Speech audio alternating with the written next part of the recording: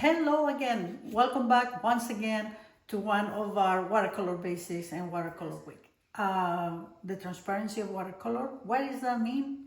And why we layer watercolors instead of going straight for the color at the end, where we build it up little by little.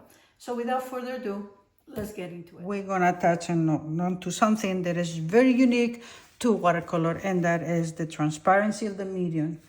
Is the only one who is transparent, and because of that, it means that the color that you put on the bottom shows on the top. But what it also means is that we paint, because of the transparency, we had to paint from light to dark. That's the only medium that you had to do that, and let me show you why. If I start with my mix of this beautiful purple that I have here, and I'm gonna start making, let's just say, a little rectangle here. This will be my light color, and I will have to let it dry. So let me let it dry and show you in a minute. But what now, while this one dries, let's just start with another one here with my yellow color, for example. And I'm gonna do another one right here. Okay. Now, layering, making different layers of color and watercolor is also called glazing. And that's how we build that from light to dark. Let me dry these ones and I'll be right back. So now both of them are, well, they're semi-dry, they're almost dry. Now, if I go back to the same color, same dilution, same color, and I make another layer here, like that. See what happens when this one touches the other. I go like this, and I'm building it. These two are the same. By the place where the two meet, it's like I already put two coats, so it looks darker. You see? Now, let's switch this and add a different color here. Say, for example, let's just bring this beautiful blue that we have here. I'm activating my paint. And because this is transparent, it means that when I put this blue over my yellow, the yellow color will still show through.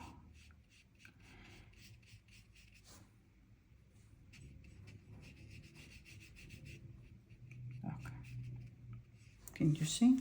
So as you can see, when if we bring a different color or if we do the same color, every time that we put a new layer, we modifying the color, we getting it darker, or we adding a new color, like in the part with these two met, the yellow was still showing through because of the transparency of the medium. So you create a different color, more of a green color here. Now, what happens if we keep going? Let me try this. And let's see. So now let's see, for example, if we bring our red. And this is very, this is a good exercise to learn the transparency of the medium. Let's just bring one over here.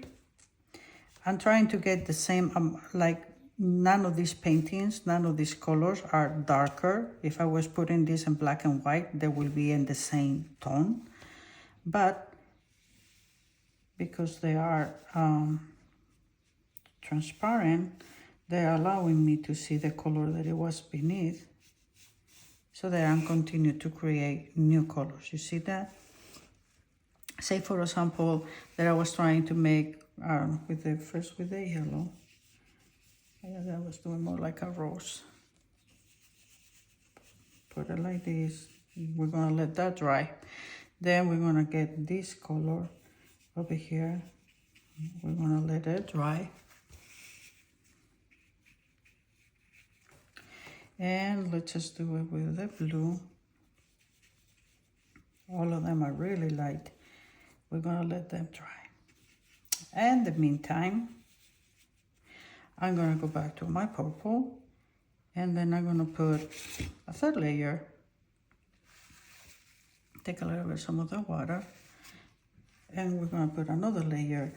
Let's just go like this and see what happens when it goes to the middle. You see how it gets darkened my color?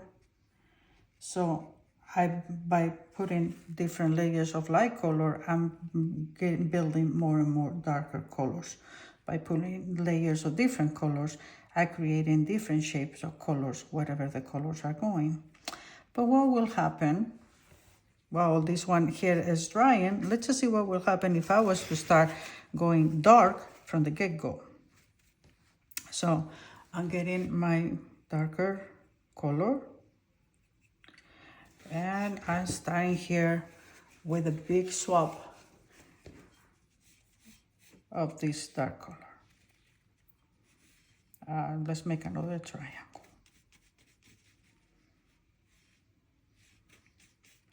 And I'm gonna dry this because I can do nothing while it's like this. But since I have it in my palette, in my brush, by adding extra water, we're gonna create another circle here. This one too.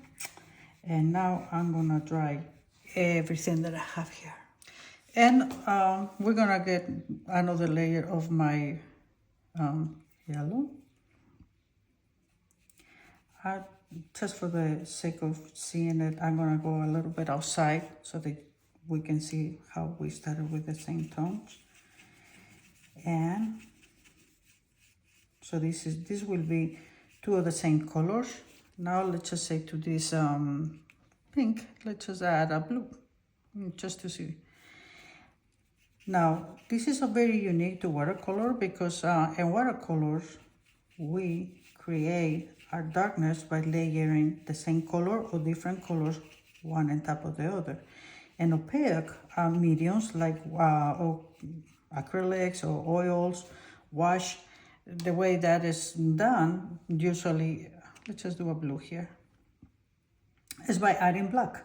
You get one color, you want to darken it, you add a smidge of black to this blue.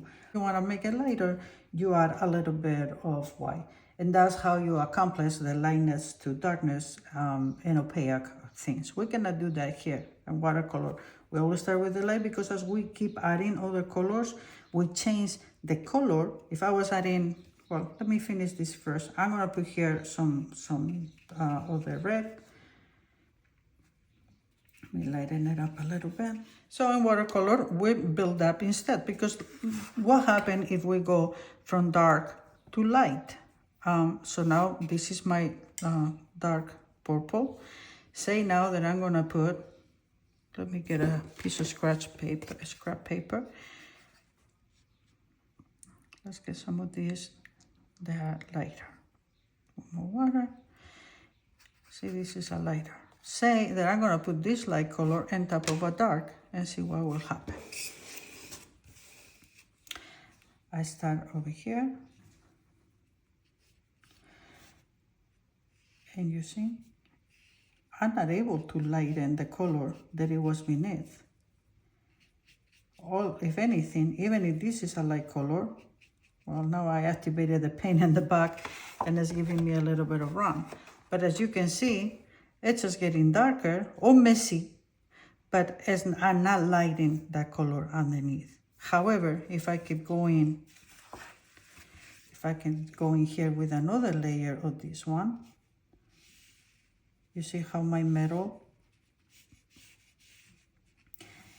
well, let's just get it dry, but this part over here that now has 4 layers, that starts to look darker.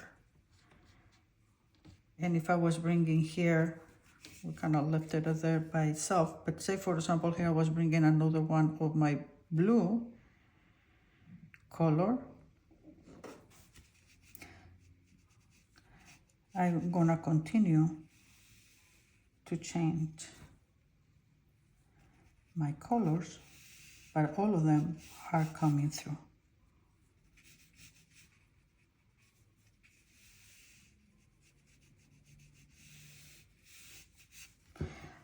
Here in this part, I can still see a little bit of the yellow, a little bit of this one, a little bit of the red, and even when I put the blue, that's transparency.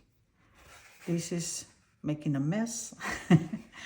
And this is building little by little. This one is still is wet, but this is little by little getting it darker just by layering with one same color. Now, and this that I've just finished drying, let's keep building more yellow.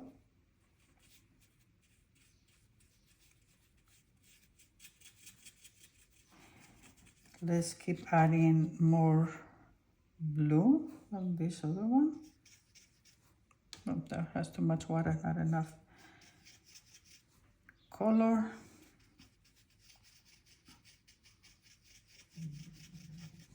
And let's just keep playing. We start with the red. Let's keep playing. Put purple, blue. Well, let's just put yellow.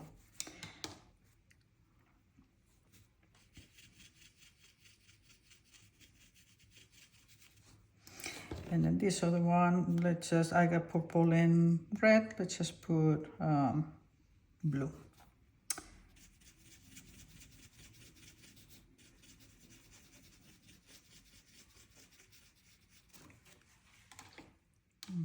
Now I put one less layer, and let's just put it right in the middle. You see how it keeps getting darker.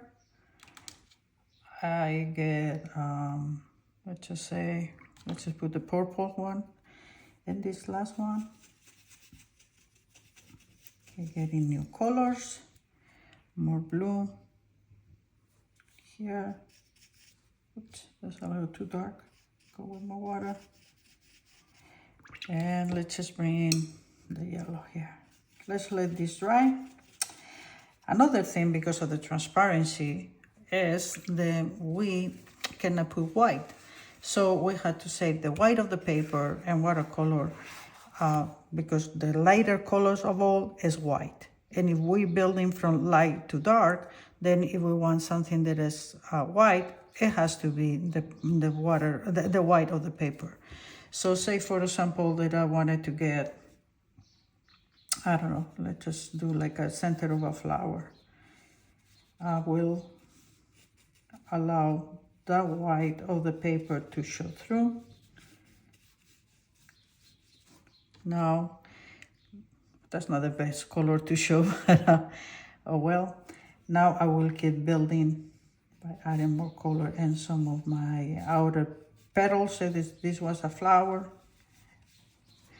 And I keep adding, like in the lesson that we did from volume, more and more. But the white will have to be that one, the one of the paper. Say, for example, I want to make an eye. Just use blue. And this is my eye.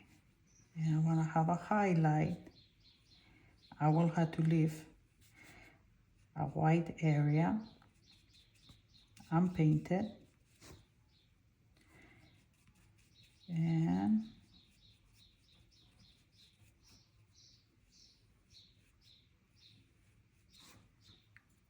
then get the thicker blue for the darker part of the eye. Imagine that this is the eye.